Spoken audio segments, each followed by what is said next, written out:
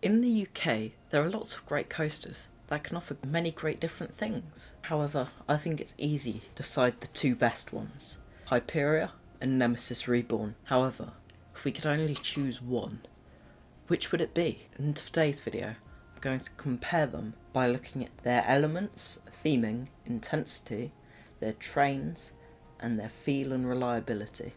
So let's get into it. First off, we have elements. Now this is a difficult one because you have the vertical loop on Nemesis Reborn, the helix, but on Hyperia you've got the incredible stall, the outer bank, the drop itself. But in my opinion, Hyperia wins this one due to its incredible hang time on some of its elements, pure speed that it goes through them. I also think the inversions of Hyperia, although it has less inversions than Nemesis Reborn, I think it uses inversions more effectively, such as the stall leaving you up there for a while, truly letting you realise that you're upside down for ages. Although Nemesis Reborn has got the amazing corkscrew and vertical loop, I just don't think it is as strong as the inversions of Hyperia. Theming, Nemesis Reborn.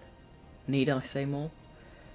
Nemesis Reborn has the beautiful monster in the middle, lovely painted track, an incredible soundtrack, flippin' tank. Hyperia has dirt.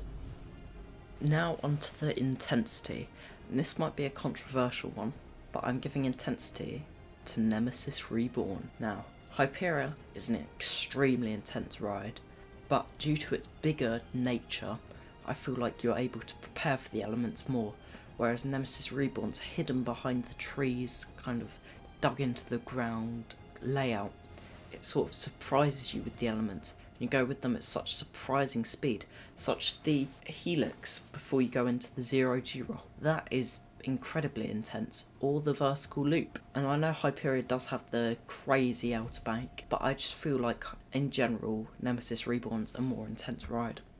Next up, onto train design. Now Mack have really outdone themselves with Hyperia, so I'm going to give it to them. I really appreciate the over the shoulder lap bars. It's just the best type of restraint. It's so comfortable and lets you get such great air time, whereas on Nemesis Reborn, although the trains are nice and they get to fit on more people, which is a big thing, I feel like the over-the-shoulder restraints, we're coming to an era in roller coasters where they can kind of be removed, so therefore I'm giving it to Hyperia. And finally, this is the tiebreaker. It's 2-2 currently, but we've got reliability. So this means the roughness and the smoothness of the ride.